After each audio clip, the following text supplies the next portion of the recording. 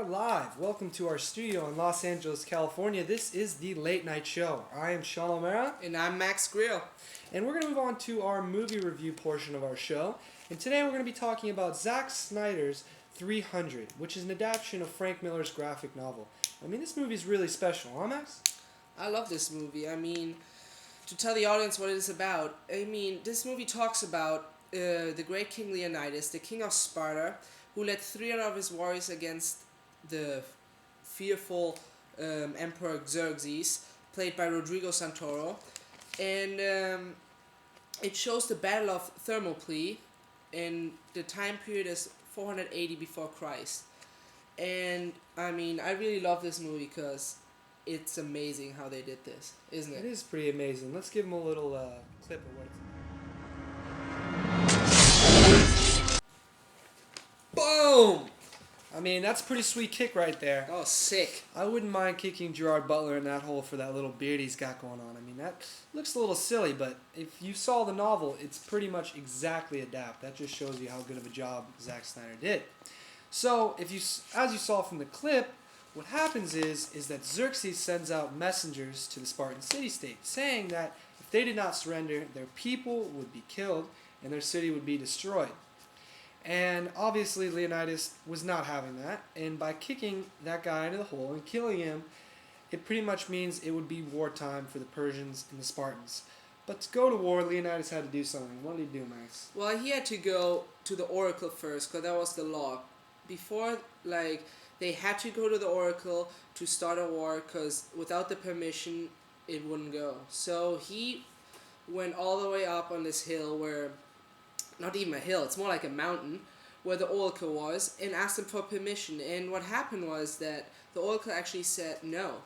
Yeah, and by saying no, that means it was probably going to be a bad result. But obviously, he already killed the messenger, so it meant it was games time. So he got 300 of his finest soldiers, and he marched out to the Hot Gates, Max. He did. He went to the Hot Gates because it was the only place where he knew he could fight him.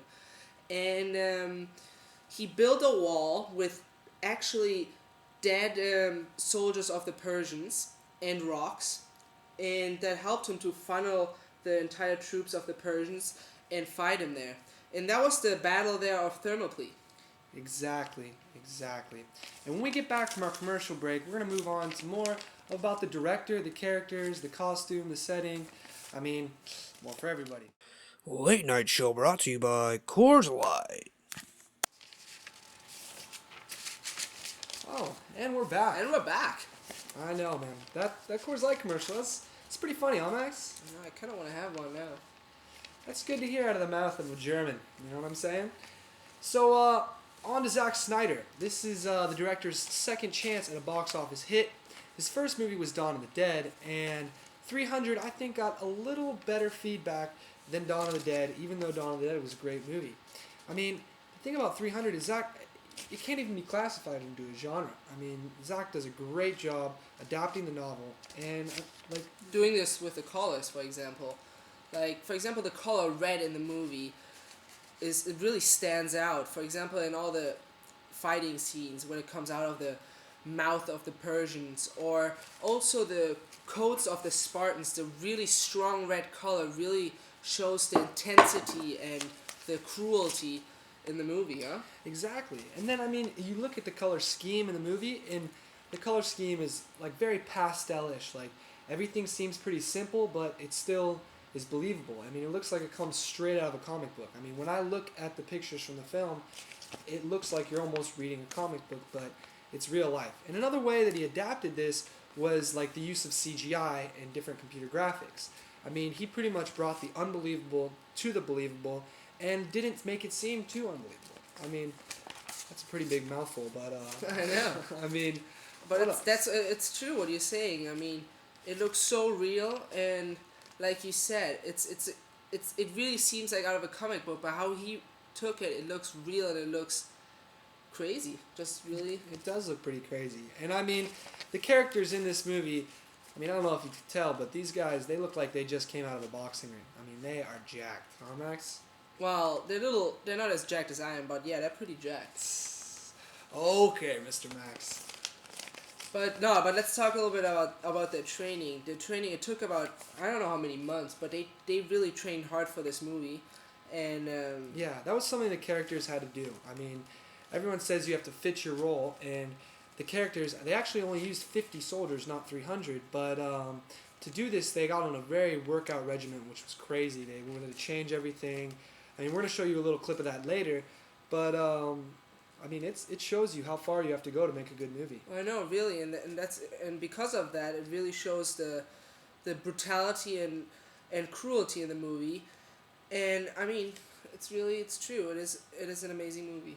Yeah, it makes definitely an unconventional but amazing experience for the audience, and the audience No, likes. it's true.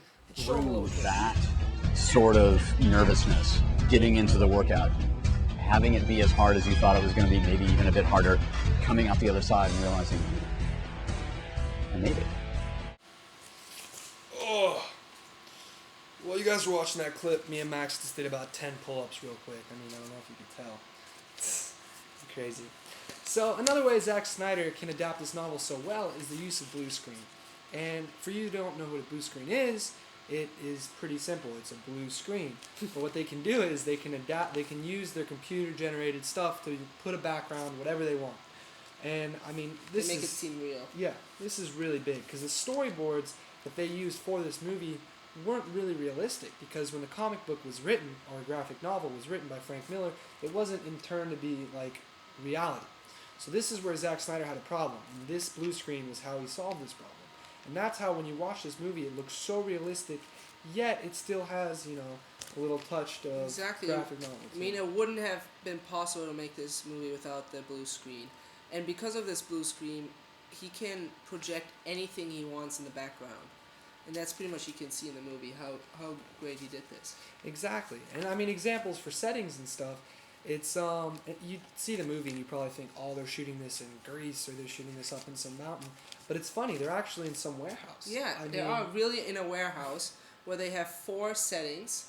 Yeah, 4 main settings, but they're so abstract and so simple that they can shoot it from all different angles, and next thing you know, 4 little, you know, plastic rocks can be out to be a whole entire movie setting for a whole It entire is. They movie. used all the angles of the rocks. It was one rock they were talking about that they used it from like 8 different angles. Yeah, I mean, they shot 8 scenes from one rock in a warehouse, so that just shows you how easy it is. And we're going to get to a little thing that shows you how to use this blue screen. It is